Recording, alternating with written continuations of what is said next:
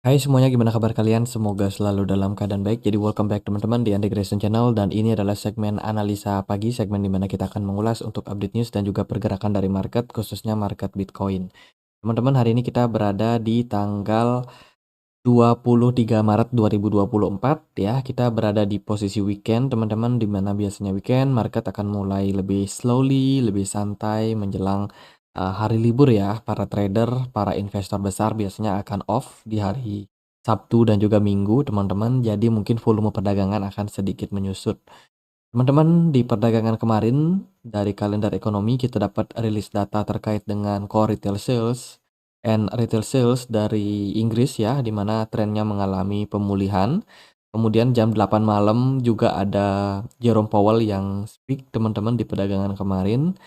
Dan overall sih nggak terlalu banyak narasi baru, teman-teman. Narasinya memang masih kelanjutan seputar keputusan yang sudah diambil oleh Fed ya, di mana suku bunga dipertahankan dan Jerome Powell sendiri masih bakalan bertahan, teman-teman, dalam target mereka di 2% inflasi. Dan ini tentunya menjadi reaksi yang biasa aja sih untuk market di perdagangan kemarin. Jadi nggak terlalu ngaruh juga, teman-teman. Secara pergerakan kalau kita perhatikan ya, hari ini nggak akan terlalu banyak news. Paling yang penting adalah Bostic yang akan speak, teman-teman, salah satu member FOMC yang tentunya ini bisa menjadi salah satu penyebab market bergerak sebelum closing time frame daily-nya. Itu sih kalau kita lihat dari beberapa rilis data, ETF Bitcoin kemarin mendapatkan outflow yang cukup besar kalau kita compare sama inflow-nya, teman-teman. Jadi kemarin ada Grayscale yang di sini tercatat melakukan penjualan yang sangat masif ya, sementara dari IBIT BlackRock itu ada akumulasi yang terjadi tapi tidak sebesar outflow, teman-teman. Yang menunjukkan memang outflow dari hedge fund ini masih cukup tinggi untuk posisi sekarang ini.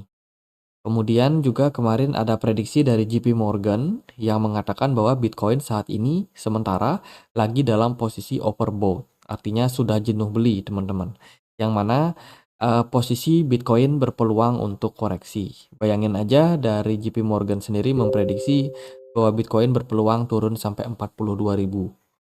Ya, jadi itu, teman-teman. Jadi ini kesempatan mungkin kalau ada koreksi yang memang bisa terrealisasi, bisa menyebabkan kepanikan pada market, ya teman-teman bisa curi-curi kesempatan. 42.000 menjadi target dari JP Morgan.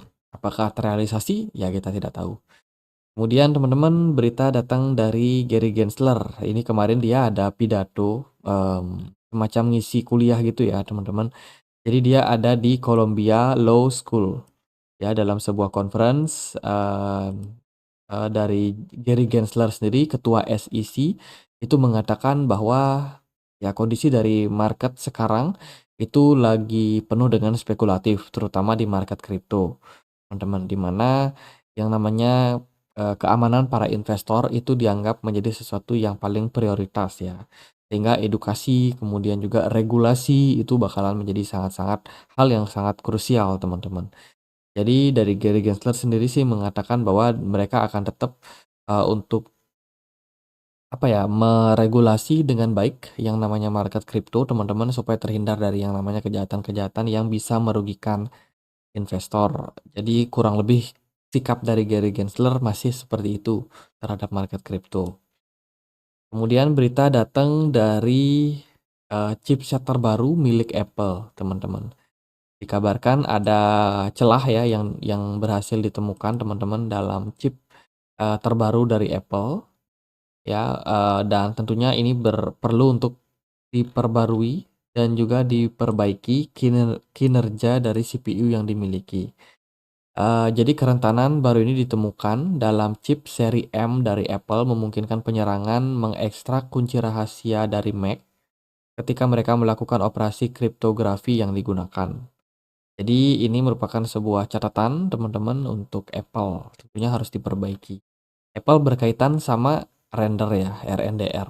Jadi mungkin ini lebih kayak berfokus sama Apple-nya, teman-teman, bukan render, tapi tentu saja render yang punya partnership dengan Apple itu mungkin kena sedikit dampak, teman-teman.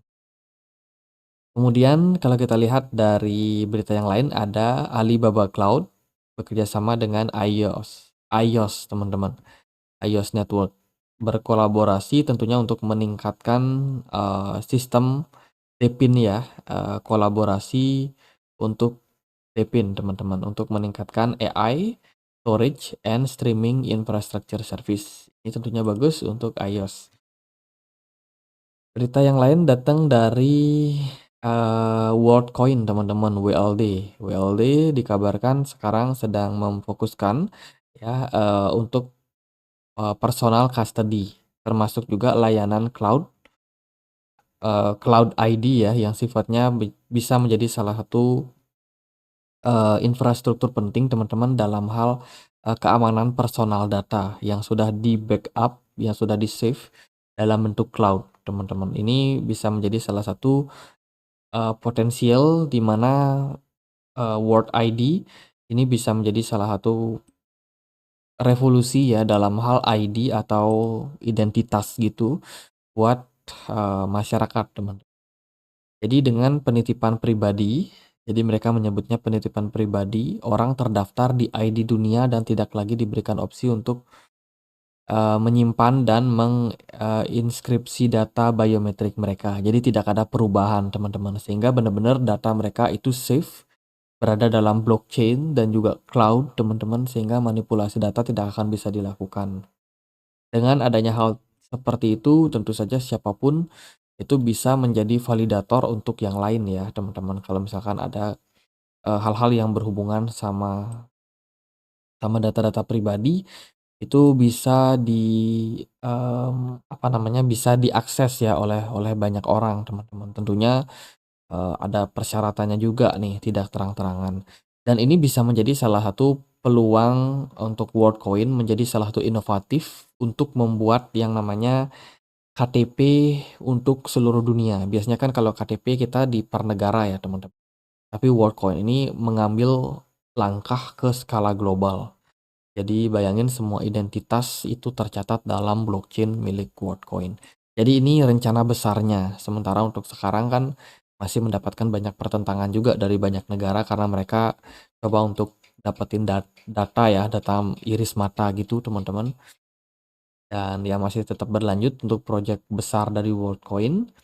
Kemudian berita datang dari, BlackRock, kepala aset digital bernama Robert Mitnick, itu membahas bagaimana manajer aset kepemilikan, BlackRock ini akan memikirkan produk kripto lainnya. Wah, menarik ya. Bagi klien Bitcoin adalah prioritas nomor satu dan kemudian sedikit Ethereum dan sedikit lainnya. Waduh, ini udah kode teman-teman. Kode kalau BlackRock kedepannya bakalan, membuat produk baru juga selain Bitcoin ETF. Akan ada Ethereum yang berpotensi dan sedikit lainnya ini, wah ini bisa menjadi spekulasi teman-teman. Ada yang bilang XRP, ada yang bilang Solana, dan lain sebagainya. Jadi siap-siap aja teman-teman yang punya koin big caps akan punya potensi masuk ke ETF milik dari BlackRock. Itu ya dari berita-berita. Teman-teman, lalu gimana nih impact-nya terhadap pergerakan dari market? Di perdagangan kemarin, Bitcoin mengalami koreksi, teman-teman. Tampaknya kita masuk ke siklus koreksi lanjutan pada Bitcoin ya, teman-teman. Kalau saya sendiri sih melihat potensial Bitcoin ada gap di kisaran 59.000 sampai 57.000. Jadi ada potensial kita bakalan tutup celah tersebut, teman-teman. Apakah bisa seperti JP Morgan, dia memprediksi Bitcoin akan turun ke 42.000? Wow, kalau bisa sih lumayan diskon ya teman-teman. Jadi kesempatan buat ambil barang di level tersebut teman-teman. Tapi bukan masalah bisa atau enggak ya, giliran market aja sih meresponnya seperti apa. Kalau dari saya sendiri melihat pergerakan Bitcoin sekarang itu masih dalam posisi tekanan jual. Jadi, sudah tepat ya yang kita sampaikan kemarin, bahwa memang ada penurunan pergerakan smart money yang muncul di time frame 4 jam pun kelihatan bahwa smart money-nya sangat-sangat kecil. Sehingga rally yang terjadi pada Bitcoin kemarin sempat naik, tapi nggak berhasil atau kurang kuat ya untuk mempertahankan harganya. Pergerakan harga justru cenderung mengalami fase koreksi di perdagangan kemarin. sampai Bitcoin diperdagangkan di kisaran level 63 ribuan something. Dari BTC dominance kemarin masih cukup kuat. Teman-teman, beberapa altcoin merespon negatif. Celestia diskon lebih dalam. Kemudian INJ juga turun agak dalam ya, teman-teman. Dan beberapa altcoin yang lain masih tetap survive. Dan ya bisa dibilang pergerakan dari market kemarin memang cenderung masih mayoritas negatif untuk market. Itu sih dari saya pribadi melihat potensial lebih kepada korektif. Dan kita juga akan dapat closing time frame daily di perdagangan hari ini, di mana kemarin kan kita udah dapat closing satu candle merah ya teman-teman. Kalau sekarang disupport satu candle merah lagi dengan volume perdagangan yang cenderung masih turun dan juga smart money yang turun, ya bisa jadi arah pergerakan Bitcoin masih potensial untuk kembali melanjutkan tren penurunannya. Dari MACD sendiri histogramnya masih merah, jadi masih akan ada potensi koreksi lanjutan pada Bitcoin. Namun jangan terlalu khawatir, saya rasa momentum buat teman-teman ambil barang murah adalah ketika fase koreksi ini. Jadi manfaatkan aja beberapa bulan before halving pergerakan Bitcoin yang cenderung korektif ini buat teman-teman masuk di harga yang lebih murah. Gitu aja sih paling ya, nggak terlalu banyak narasi dan news. Teman-teman, kita punya komunitas diskusi di Telegram buat teman-teman mungkin yang mau join di market di komunitas Telegram kita. Linknya ada di kolom deskripsi video ini. Jadi gitu aja, akhir kata saya Andre. Makasih.